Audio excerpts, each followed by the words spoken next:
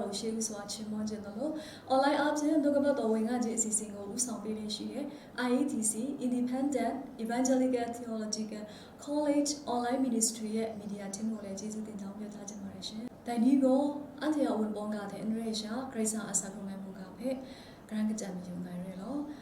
ဒီကနေ့အတူတကွဆင်ချင်ခွန်အားယူဖို့အတွက်ရွေးချယ်ထားတဲ့အခြေခံကြပိုက်ကတော့ဗျာဒိတ်ကျမ်းအခန်းကြီး20အခန်းငယ်17မှ73နိုင်ဖြစ်ပါတယ်ရှင်။ဒီဗျာဒိတ်ကျမ်းဟာဆိုရင်ဒီထာဝရဘုရားရဲ့တမန်ကျမ်းစာကလောကမှာရှိတဲ့လူသားအလုံးအတွက်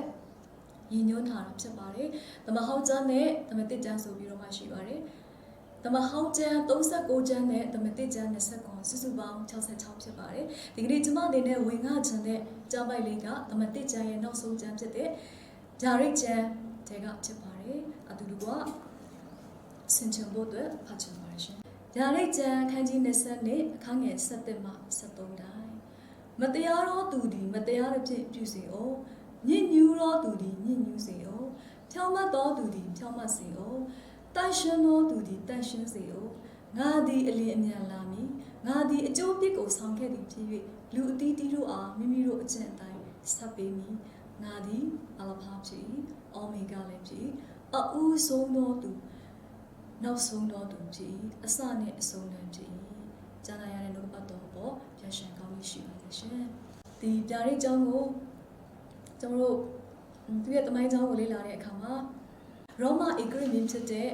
ဒိုမီဒီယန်အုပ်စိုးချိန်ဖြစ်တဲ့နေဆက်ညင်းဆဲခံရတဲ့အာရှမိုင်းနားမှာရှိတဲ့အသင်းတော်9ပါးစီမှာရှိတဲ့ယုံကြည်သူတွေထံကိုရွယ်ပြီးတော့မှရေးတယ်လို့သိရှိရပါတယ်ရွယ်ချက်တွေများတာဖြစ်တဲ့ဒါပေမဲ့၃ချက်လေးကိုကောင်းတော့ပြီးတော့မှဖော်ပြချင်ပါတယ်ရှင်အဲ့ဒီအသင်းတော်မှာရှိတဲ့ယုံကြည်သူတွေကမိမိတို့ရဲ့အပြစ်ဒုစရိုက်များကိုနောင်တရပြီးဘုရားသခင်စီလဲလာဖို့သူရွယ်ပါတယ်ပြီးတော့ဒုက္ခဆင်းရဲခြင်းတွေကြားထဲမှာခရစ်တော်နဲ့ယုံကြည်ခြင်းမှာတည်မြဲဖို့အတွက်သူရည်ရွယ်တယ်ဆိုတာသိရှိရတာဖြစ်တယ်နောက်တစ်ချက်ကတော့ယုံကြည်သူများအားလုံးအောင်မြင်သောနေ့ရက်ယေရှုခရစ်တော်ဘုရားဒုတိယအကြိမ်ပြန်လဲရောက်ရှိလာတဲ့ second coming ကိုမျှော်လင့်ကြဖို့အတွက်ရည်ရွယ်ပြီးရေးသားခဲ့တယ်လို့သိရှိရတာဖြစ်ပါတယ်အခုဂျေဇုတော်ကာလမှာတော့ဘုရားခင်ရဲ့ဂျေဇုတော်ဟာယုံကြည်သူများအားလုံးကိုတိုက်တွန်းနိုးဆော်တတိပေးတိဆောက်ဖို့ရအတွက်ဖြစ်တယ်ဆိုတာကိုနားလည်ရပါတယ်ရှင်ဒီကနေ့ကျွန်မအနေနဲ့လည်းရည်ရွယ်ချက်၃ချက်အောက်ထက်ဆင်ခြင်ဖို့အတွက်ဝင်ကားချင်တာဖြစ်ပါတယ်ပထမအချက်အနေနဲ့အမှန်တရားမှဒီတမန်တရားအောက်ထက်ကျွန်တော်ရဲ့အပြစ်များကိုဝန်ခံပြုပြင်ခြင်းနဲ့အတူဖျားမြင့်သက်သောအသက်တာကိုရှောင်လာမှုဖြစ်ပါတယ်ရှင်ဒုတိယအနေနဲ့ကျွန်တော်တို့ရဲ့အချက်အကောင်းဆုံးအတိုင်းဆက်ပေးစေနိုင်တဲ့ဖခင်အရာခတ်သိမ်းကိုတတ်ဆန်းနိုင်တဲ့ဖခင်ရဲ့ဂတိတော်တွေကိုမျက်မှောက်ဆွဲလန်းခြင်းပြုဖို့အသက်တာများကိုဆင်ခြင်ဖို့အတွက်ရည်ရွယ်ပါတယ်နောက်ဆုံးအခြေအနေတိုင်းထဲမှာခက်ခဲမှုတွေရှိပေမဲ့လည်းယုံကြည်ခြင်းနဲ့အတူလွတ်မြောက်ခြင်းအပြင်ဖခင်ဘုံထင်ရှားစေတဲ့အသက်တာဖြစ်စေဖို့အတွက်ရည်ရွယ်ချက်၃ချက်နဲ့ဆင်ခြင်ကိုအားယူဖို့ဝင်ငါခြင်းဖြစ်ပါတယ်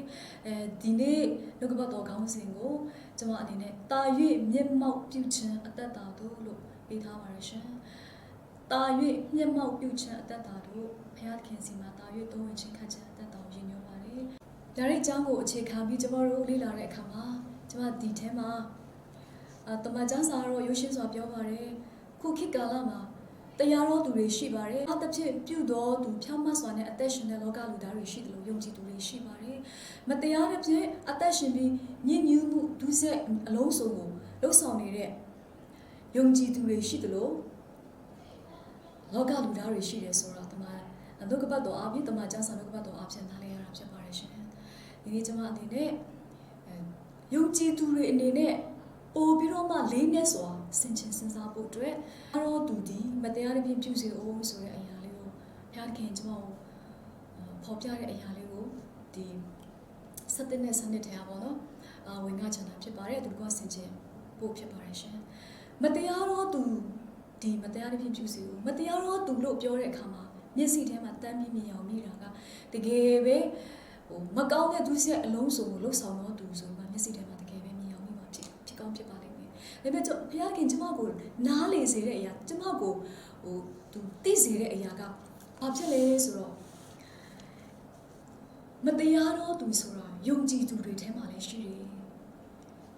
မတရားဖြင့်ပြုစေကိုယုံကြည်သူတွေဒီမတရားဖြင့်ပြုတော်သူတွေရှိတယ်မတရားဖြင့်ပြုတော်ယုံကြည်သူတွေရှိတယ်ဆိုတော့ကျွန်မဒီနှုတ်ကပတ်တော်အပြင်ကျွန်မကိုဖျားဖွင့်ပြတာဖြစ်ပါတယ်လေယာလေးကိုလေးနဲ့ဆိုတာဆင်ခြင်မိသလိုအရောက်တိုင်းစီဆင်ခြင်ဖို့အတွက်လည်းဝင်ကလိုတာဖြစ်ပါတယ်တကယ်တော့အသက်တာထဲမှာစဉ်းစားတဲ့အခါမှာဘာကြောင့်ဖျားဒီအရာကိုကျွန်မကိုစကားပြောလဲလို့ကျွန်မလည်းစဉ်းစားပါတယ်မတရားတော့သူလို့ပြောတဲ့အခါမှာမျက်စိထဲမှာတန်းကနေတစ်ချောင်းမြင်ရောက်ပါတယ်ဒါပေမဲ့ကျွန်မကိုယ်တိုင်နဲ့အတူယုံကြည်သူတွေရဲ့အသက်တာထဲမှာရောမတရားတဲ့အရာတွေဘာတွေများလှုပ်ဆောင်မိလဲကိုတတိပြုမိတဲ့အရာရှိတယ်တတိမပြုမိဘဲနဲ့လှုပ်ဆောင်မိတဲ့အရာတွေရှိမှာဖြစ်တယ်ပေါ့ကျွန်မပြန်ပြီးစဉ်းစားမိပါအဲ့ဒီအခါမှာမတရားချမ်းလို့ပြောတဲ့အခါမှာယုံရည်ဆန်ခတ်ဖြစ်စေတဲ့အရာတွေရက်ဆက်ခြင်းတွေကြမ်းကြုတ်ခြင်းတွေချောစားခြင်းတွေမူတာပြောခြင်းကဲရဲလောင်ပြောင်းခြင်းအခြားတော့တတ်မဲ့ခြင်းအခြားတော့ပေါ့နော်ခိုးဆိုးတပ်ဖြတ်ခြင်းအလုံးစုံဒီမတရားတော့အမှုလို့ကျမတို့အားလုံးနားလည်ပြီးသားဖြစ်ပါလိမ့်မယ်ဒီနေ့နှုတ်ကပတ်တော်အားဖြင့်လည်းကျမတို့ဘာနားလည်ရတယ်လဲဆိုရင်ဖျားသခင်မနစ်သက်တဲ့အရာအလုံးစုံကအပြစ်ဖြစ်တယ်ဆိုတာနားလည်ရပါတယ်ကျမတို့ယုံကြည်သူတွေရဲ့အသက်တာထဲမှာယုံကြည်သူတွေပင်ဖြစ်လင့်ကစားအမှုတော်ဆောင်တွေပင်ဖြစ်လင့်ကစားမတရားမှုတွေပြုနေစေလားကျမဆင်ခြင်မိပါကျမကိုယ်တိုင်အဲ့ဒီအရာကိုတွေးပါတယ်လေးနေ့စာဆင်ခြင်တဲ့အခါမှာကျမအသက်တာထဲမှာစားပြီးတော့မှကျမပြုပြင်ပြောင်းလဲရမယ်အရာတွေကျမဖျားခင်မြင်စေပါတယ်ပြုပြင်ပြောင်းလဲရမယ့်အရာတွေကိုလည်းကျွန်မလက်တွေ့လှုပ်ဆောင်ရရှိပါတယ်ကျွန်တော်အသက်တာမှာယုံကြည်သူတွေမှာပြည့်စုံတယ်ဆိုတာမရှိပါဘူးအဲ့တော့ကျွန်မဘာလို့စဉ်းစားမိလဲဆိုဒီထဲမှာပို့ပြီးမြင်တဲ့အရာတစ်ခုကခွဲခြားဆက်ဆံခြင်းတွေချမ်းသာတဲ့သူတွေကအဆင်းရဲတဲ့သူတွေကိုနှိမ်ချပြီးဆက်ဆံတယ်ယာဒူးကြီးတဲ့သူတွေကယာဒူးငယ်တဲ့သူတွေကိုခွဲခြားဆက်ဆံတယ်အချို့ပညာတတ်တဲ့သူတွေက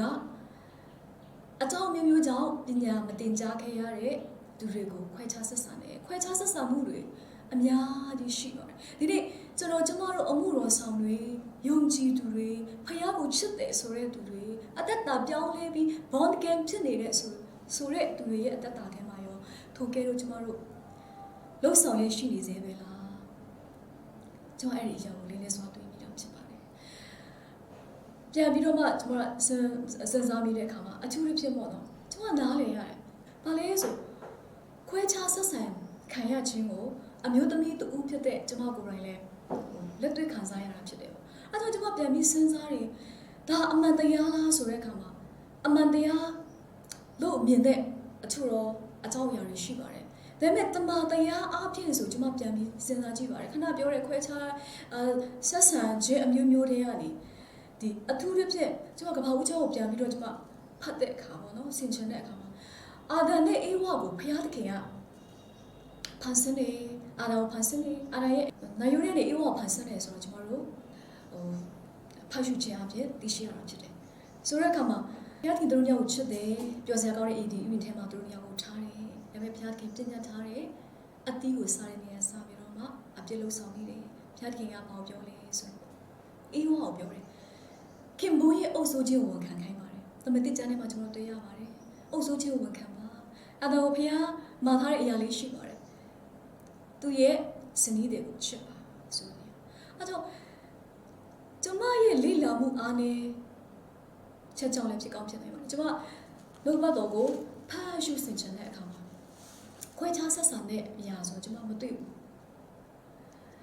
လောကဘတော်တွေမှာဘာပဲတွေ့ရလဲဆိုရင်သူတစ်ပါးကမိမိထက်တာပြီးကောင်းမြတ်တယ်ဆိုတာအမြဲတမ်းဆင်ခြင်ပြီးတော့မှယုံကြည်သူတက်တာထဲမှာတွာလာရမယ်ဆိုတော့ခွန်အားပေးတဲ့အကြောင်းလေးကိုကျွန်မဖတ်ရှုဆင်ခြင်ရတယ်။နောက်ပြီးယေရှုခရစ်တော်ဖခင်ဒီလောကမှာရှိတဲ့လူသားအားလုံးနဲ့အတူကျွန်တော်တို့အသေးခံတဲ့အခါမှာအယုတ်အမြတ်ဆင်းရဲချမ်းသာမရွေးလူဒန်းစားမရွေးအတွက်သူအသေးခံပြီးတော့မှကျွန်တော်အပြစ်တွေဆောင်ပေးခဲ့တယ်။တုံးရမြတ်သောနေ့မှာရှင်ပြန်ထမြောက်တယ်ဆိုတာကိုကျွန်တော်ယုံကြည်လက်ခံရတာဖြစ်တယ်။နောက်တစ်ခုကဘာလဲဆိုရင်ခရစ်တော်နိုင်ကျွန်တော်တို့ကတော်ထဲမှာပြောပါတယ်ယူဒလူမရှိဘူးဟေလတာလူမရှိဘူးတလုံးတော့တဲ့ပဲဖြစ်တယ်ဒါပေမဲ့ကျွန်တော်တို့ဘာကြောင့်အသက်တာထဲမှာသူတပားဟာမိမိထက်နှိမ့်ကြတယ်ဆိုမှခွဲခြားဆက်ဆံနေတာလေအဲ့ဒီအသွေးအခေါ်တွေဘယ်ဟာလာတာလဲအဲ့ဒီအပြုတ်မှုလို့ဆောင်ချက်တွေရောယုံကြည်သူတရားအမှုတော်ဆောင်တရားနဲ့ညီမျှခြင်းရှိရလားကျွန်မကိုယ်တိုင်ပြန်ပြီးဆင်ခြင်တဲ့မိကုံဖြစ်ပါတယ် ယုံကြည်သူများအနေနဲ့လည်းပြန်ပြီးဆင်ခြင်အောင်ဆင်ခြင်ပြီးတော့မှဖခင်နှုတ်ကပတ်တော်အတိုင်းကျမတို့တမန်တရားအတိုင်းလက်လျှောက်ဖို့အတွက်တိုက်တွန်းလို့ဆိုချင်တာဖြစ်ပါတယ်ဒီနေ့ဖခင်သခင်အားဖြင့်ကျမတို့ဖြစ်တည်ရတာဖြစ်ပါတယ်ဖခင်သခင်အဖို့လို့ငါကျမတို့အသက်ရှင်တာဖြစ်ပါတယ် Christ-likeness ယုံကြည်သူတွေကယေရှုခရစ်တော်ဖခင်ရဲ့အသက်တာကဲ့သို့ကျမတို့အသက်ရှင်ရမယ်ဆိုတော့နှုတ်ကပတ်တော်ထဲမှာကျမတို့ဖတ်ရှုလေ့လာခဲ့ရပါတယ်ဆင်ခြင်ရပါတယ်လက်တွေ့လည်းလိုက်ရှောက်နေကြဆဲဖြစ်ပါတယ်ထပ်ပြီးတော့မှလေးနေတဲ့ဖခင်ရဲ့နှုတ်ကပတ်တော်အတိုင်းလက်တွေ့လည်းရှောက်ဖို့အတွက်မြတ်တာနဲ့တိုက်တွန်းဝင်လာခြင်းဖြစ်ပါတယ်ယုရှင်စွာပြောပါတယ်ကျမတို့ဒီထဲမှာ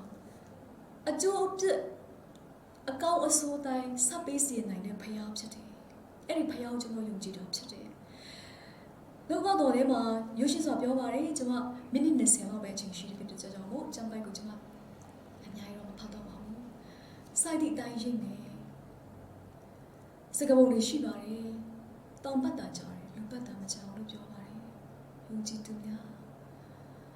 ကျိုးအသက်တာထဲမှာယခုပင်လေယခုကာလပင်လေကျမတို့ကိုအကျိုးအပြစ်ကိုဆက်ပေးစေနိုင်တဲ့ဖခင်ကကျမတို့ကိုအမြဲတမ်းကြည့်ရှုပါတယ်ဂရုတစိုက်နဲ့အတူကြည့်ပါတယ်လှုပ်ဆောင်တဲ့အရာတွေအတွက်ကောင်းကြီးမင်္ဂလာအကျိုးကျေးဇူးကိုခံစားရမှာဖြစ်တယ်ကျမတို့လှုပ်ဆောင်ခဲ့တဲ့မကောင်းမှုတွေအတွက်လည်းလက်ရှိကာလမှာပဲကျမတို့ပြန်ပြီးတော့မှခံစားရမှာဖြစ်တယ်ထိုအရာဒီထာဝရကာလအထိပါတယ်ဆိုတော့နှုတ်ကပတ်တော်အပြင်သိရှိရပါတယ်အဲ့ဒီအရာဆင်ခြင်တဲ့အခါမှာဘုရားသခင်ကိုကျမတာပြီးတော့မှကိုယ်ကွယ်ခြင်းနဲ့ဘုရားသခင်ကိုတည့်တဲ့ပို့ပြီးတော့မှဘုရားရဲ့မျက်မှောက်တော်ကိုတိုးဝင်ချင်းခတ်ခြင်းနဲ့အတ္တတာကျမတတ်တာတွေမှာဆင်ခြင်နေတာဖြစ်တယ်အဲ့လိုခံစားရတယ်တော့ရိုးရှင်းစွာပြောထားပါတယ်ငါဟာအလဖဖြစ်တယ်အောမီဂါလည်းဖြစ်တယ်အဦးဆုံးသောသူနောက်ဆုံးသောသူဖြစ်တယ်အစားနဲ့အဆုံးလည်းဖြစ်တယ်ဆိုတော့လောကဘတော်အပြင်တေချာရှင်းနေဆိုတော့ကျွန်တော်သိရှိရတာဖြစ်ပါတယ်ဒီထဲမှာကျွန်မအနေနဲ့ဟာလေဖောက်ပြီးကျွန်မပြောချင်ပါတယ်အခုအချိန်မှာကတကယ်ပဲအားလုံးရင်ဆိုင်နေရတဲ့အရာတွေအများကြီးရှိပါတယ်မြန်မာနိုင်ငံနဲ့ဆိုင်တဲ့အရေးတွေထဲမှာကျွန်တော်တို့ရင်ဆိုင်ရပါတယ်ပြီးရင်2020 2019လောက်ကစပြီးတော့မှကမ္ဘာကယောဂဖြစ်တဲ့ COVID-19 ကာလရှည်ကြီးကိုခက်ခဲတဲ့ပြင်ပန်းနဲ့ကျွန်တော်တို့ရင်ဆိုင်နေရတာဖြစ်တယ်နောက်တစ်ခုကစာဝတ်နေရေးအဲ့ဒီအရာသုံးခုကအရေးကြီးဆုံးဖြစ်တယ်တခြားအရာတွေအရေးကြီးပေမဲ့လည်းဒီကာလတစ်ခုမှာအဲ့ဒီအရာတွေအရေးကြီးဆုံးဖြစ်တယ်ဒါပေမဲ့ကျွန်မတေချာစမ်းစားတဲ့အခါမှာကျွန်မငြိမ်သက်ခြင်းရှိပါတယ်ယုံကြည်သူတွေလည်းဖခင်နဲ့အတူရှောက်လာတဲ့အခါမှာဖခင်ကိုကိုးစားခြင်းနဲ့အသက်ရှင်တဲ့အခါမှာယုံကြည်ခြင်းနဲ့ငြိမ်ဝှက်ခြင်းနဲ့ရှောက်လာမယ်လို့ကျွန်မယုံကြည်ပါတယ်ကျွန်မကြောင့်တပိုက်လေးတော့ကျွန်မဖတ်ချင်ပါတယ်ဒီ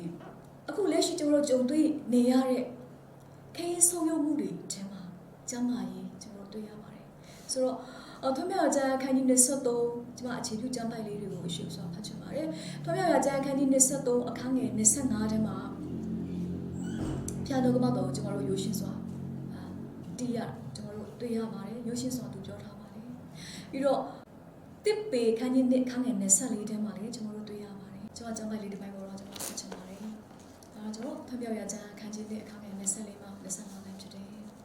သူတို့၏ညီတော်မိတန်းချင်းအတောင်ကိုဘုရားသခင်ကြားတော်မူလေအာဗြဟံဣဇက်ယာကုပ်နှင့်ပြုပူသောပဋိညာဉ်ကိုအောင်လေတော်မူ၏ဘုရားသခင်သည်လည်းဣသရေလအမျိုးသားကိုကြည်ရှု၍သူတို့အမှုကိုဆင်ခြင်တော်မူ၏ကျမတို့တွေဟာအရာခတ်သိမ်းကိုတတ်ဆွမ်းနိုင်တဲ့ဘုရားအနန္တတကုရှင်ဘုရားကိုကိုးကွယ်တဲ့ယုံကြည်သူတွေဖြစ်ပါတယ်အခြေပြုကျမ်းပိုက်လေးကိုကျမအနေနဲ့ဒီထဲမှာမဖတ်ပြီးမဲ့လေကျွန်မပြောချင်ပါတယ်ဒီအကြောင်းအရာလေးကိုကျွန်တော်တို့135ခုမြောက်သောဆာလာပတ်ငယ်3မှာတွေ့ရပါတယ်24ခုမြောက်သောဆာလာပတ်ငယ်1မှာတွေ့ရပါတယ်140ခုနှစ်ခုမြောက်သောဆာလာပတ်ငယ်9မှာလည်းကျွန်တော်တို့တွေ့ရတာဖြစ်ပါတယ်ပြီးတော့မှဒီ139ခုမြောက်သောဆာလာထဲမှာလည်းကျွန်တော်တို့တွေ့ရှိရတာဖြစ်ပါတယ်ဘယ်အကြောင်းအရာတွေ့ရှိရလဲဘုရားသခင်ရဲ့အရေးကြီးတဲ့ဂုဏ်အင်္ဂါရပ်၄ပါးကျွန်တော်တွေ့ရှိရတာဖြစ်ပါတယ်ဘုရားသခင်ကအရာခတ်တဲ့ကိုတတ်ဆွမ်းနိုင်ပါတယ်အနန္တတကုရှင်ဖြစ်ပါတယ်ပြီးတော့သူဟာတမညွတ်တညံတော်ရှင်ဘုရားဖြစ်ပါတယ်ပြီးတော့တနေရာထဲမှာရှိပြီးတော့မှနေရာတိုင်းမှာရှိတဲ့ဘုရားလေသူဖြစ်ပါတယ်နောက်ဆုံးနေတဲ့သူဟာ các cái bà sâu đi tại áo cho bà đi tụ xí mẹ phải áp chết đấy lo xí mà tại cái người cha khai nè sai shit khang nè xem mà đấy tụ đi lo cái đi rồi bị thả bà đấy dùng chỉ chung nhau mà mấy suy nha cho bà đi tại ta thế mà cái đi đó bây giờ phải áp cả nhẹ ra cái đi bà đấy ama khăn chết bây giờ phải áp chết bà đấy thôi phải áp cô dùng chỉ cô quay dùng chỉ chủ rip chết bà đấy thôi phải áp thì cái này tụ sau là này dùng chỉ chủ rip chết bà đấyနိုင်ငံရဲ့အရေးနဲ့ပတ်သက်ပြီးကျမတို့အဆင်ခြင်တဲ့အခါမှာလည်းအရင်ပဲစိုးရိမ်ကြောက်လန့်ရပါတယ်အသက်အန္တရာယ်တွေကြားထဲမှာတကယ်ပဲဝမ်းနည်းကြေကွဲရပါတယ်ကိုယ်တိုင်ထပ်တူထပ်မြောက်ဝမ်းနည်းကြေကွဲရတယ်စိတ်မကောင်းဖြစ်ရတယ်ငိုကြွေးရတယ်တတိတရားနဲ့အများအားဆွတောင်းပေးဖြစ်တယ်အားလုံးအတွက်ဆိုတဲ့အခါမှာဖျက်ရင်ဒုက္ခဘတ်တော်ကဘာကိုပြန်ညင်ဝတ်ခြင်းဖြစ်စေလေဆိုစိုးရိမ်ပူပန်မှုတွေကိုရုပ်ရှင်ဆိုတာသူပြောတယ်ဖျားသခင်ကဒီအချိန်မှာပေါ့နော်အဲ့တော့ထပြောကြကြည့်တဲ့အခါမှာအခုတူပြည်မှာကြုံခံနေတဲ့ဘုရားသခင်ရဲ့လူမျိုးဣသရေလလူမျိုးတွေကိုမောရှေအားဖြင့်ဒီဘုရားသခင်ပြင်ဆင်ပေးတဲ့ခန္ဓာပြည်ကိုဝင်စားဖို့မောရှေကိုဥဆောင်ခိုင်းတယ်ဆိုတာတွေ့ရတယ်။အဲ့ဒီဥဆောင်ခင်မှာသူတို့ရဲ့ငိုကြွေးတဲ့အတန်တွေသူတို့ရဲ့ညှဉ်းညူခြင်းတွေမိတမ်းခြင်းတွေသူတို့ရဲ့နှလုံးကြေကွဲစွာနဲ့အော်ဟစ်ခြင်းတွေကိုတဲ့ဘုရားသခင်ကြားတယ်လို့ပြောပါတယ်။ဒါကြောင့်အခုချိန်မှာလည်းဘုရားသခင်ကကျွန်တော်တို့ရဲ့ငိုကြွေးခြင်းဝမ်းနည်းကြေကွဲခြင်းခက်ခဲပင်ပန်းခြင်းတွေစိုးရိမ်ခြင်းတွေကိုသူသိပါတယ်သူကြားပါတယ်သူကျမတို့ကိုအချိန်မီကယ်တင်မဲ့ဘုရားဖြစ်ပါတယ်ဟာလေလုယာကျွန်တော်ယုံကြည်ပါတယ်နောက်တစ်ခုကျွန်တော်တို့ကျမရင်းနဲ့ပတ်သက်ပြီးကျွန်တော်စိုးရိမ်ကြပါတယ်ကိုပြစ်နေတယ်အခုဆိုရင်ကဲပဲအသက်သေးဆုံးမှုတွေကဘာနဲ့တော့များပါတယ်ကျွန်တော်မြန်မာနိုင်ငံထဲမှာကျွန်တော်မြို့နယ်တိုင်းမှာအဲ့ဒီအရာတွေဖြစ်တဲ့အခါမှာဘာဖြစ်တော့ငွေကြေးတွေလက်ပတ်စီးဆင်းမှုတွေအားလုံးနောက်နေကုန်ပါတယ်။စောင်းဝင်နေခက်ခဲလာတယ်။ရောနိုင်ငံချင်းမှာပေါ့နော်လွတ်လပ်စွာကုန်သွယ်သွားလာခွင့်တွေပြီးရင်လွတ်လပ်စွာသွားလာခွင့်တွေကျမကြီးကြောင့်တော့ကောင်းအရေးအမျိုးမျိုးကြောင့်တော့ကောင်းအစီအမပြေမှုတွေအများကြီးကြားထဲမှာကျမတို့ရင်ဆိုင်နေရတယ်။ဒါပေမဲ့ဖျားရင်ဒုက္ခပတ်တော်အရှင်လေးဆိုသူပြောထားပါတယ်။သူ့ကိုယုံကြည်ဖို့အတွက်သူ့ကိုယုံကြည်ခြင်းတစ်ခုရာပေါ်အပ်ဖို့အတွက်သူဘုရားသခင်ကကျွန်တော်တို့ကိုနှုတ်ပတ်တော်အဖြစ်ခွန်အားပေးထားတဲ့တက်တော်နာဆိုတာတွေ့ရပါတယ်။ဟေဘရဲဩဝါဒစာခိုင်း7အခန်းငယ်1မှာပြောပါတယ်။ယုံကြည်ခြင်းဆိုတာမမျော်လင့်တဲ့အရာမျက်မှောက်ပြုခြင်းဖြစ်တယ်။မမြင်သေးတဲ့အရာသိမှဆွေးနွေးခြင်းဖြစ်တယ်လို့ပြောပါတယ်။ကျွန်တော်တို့မျော်လင့်ပါတယ်။အကောင်းဆုံးတော့ပျော်ရွှင်စရာကောင်းတဲ့နိုင်ငံတစ်နိုင်ငံမှာအသက်ရှင်ဖို့အကောင်းဆုံးတော့ကျန်းမာရေးတွေပြန်ပြီးရောက်ရှိဖို့ပြီးရင်အကောင်းဆုံးတွေကျွန်တော်တို့မျှော်လင့်ပါတယ်။ဘုရားသခင်ကအကောင်းဆုံးတွေကိုနေ့ရက်စဉ်တိုင်းမှာမတူညီတဲ့ကောင်းခြင်းမင်္ဂလာနဲ့အတစ်တစ်သောကောင်းခြင်းမင်္ဂလာကိုပေးနိုင်စွာရှိတဲ့ဘုရားဖြစ်ပါတယ်။သူ့ကိုယုံကြည်ဖို့တော့လည်းနှုတ်ကပတ်တော်ကရှင်းလင်းစွာသူကျွန်တော်တို့ကိုဂတိပေးထားတယ်အမိန့်ပေးထားတယ်ဆိုတာကိုသိရှိရတာဖြစ်ပါတယ်။ကိုရိန္သုဩဝါဒစာဒုတိယဆောင်ခန်းကြီး9အခန်းငယ်9မှာလည်းပြောပါတယ်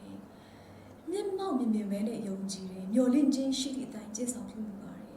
ကျွန်တော်လှုပ်ဆောင်တဲ့အရာတစ်ခုချင်းစီကမဖြစ်သေးပေမဲ့ဖြစ်လာမယ့်အရာကိုမျှော်လင့်ပြီးတော့မှစူးစမ်းလှုပ်ဆောင်နေရတာဖြစ်ပါတယ်။အဲ့ဒီစူးစမ်းလှုပ်ဆောင်နေခြင်းနဲ့ခက်ခဲပြင်ပန်းခြင်းကိုဘုရားသခင်တည်ပါတယ်။ဘုရားသခင်ကြားပါတယ်။နှုတ်ကတော်ကပြောပါတယ်။ဆန်ချင်းမြင်တမြင်ချင်းစီတော်မှာရည်သွက်လက်ရှိတဲ့ဘုရားဖြစ်ပါတယ်။ကျွန်တော်စောင့်နေရအားလုံးကိုသူ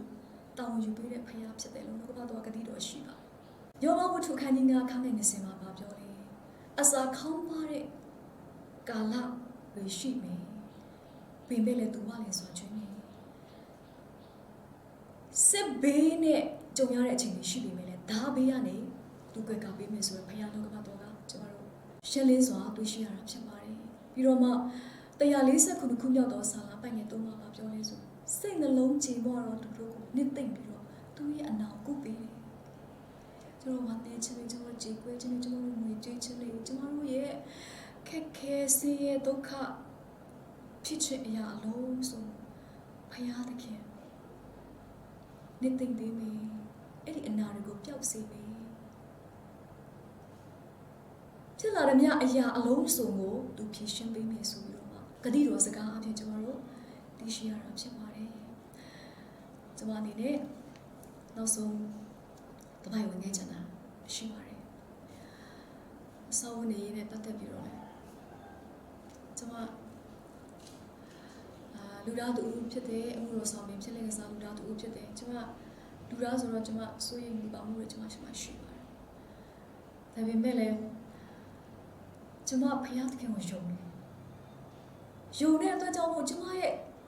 စာချင်ဝတ်ချင်နေထိုင်ရဲ့အလုံးစုံဖျားကျွန်မပုံအပ်တယ်ကျွန်မရဲ့နဲ့ပတ်သက်ပြီးဖျားပုံအပ်တယ်ကျွန်မနေထိုင်တဲ့တိုင်းနိုင်ငံနဲ့ပတ်သက်ပြီးတော့မှအဲ့ဒီအရေးနဲ့ပတ်သက်ပြီးတော့ဖျားပုံအပ်တယ်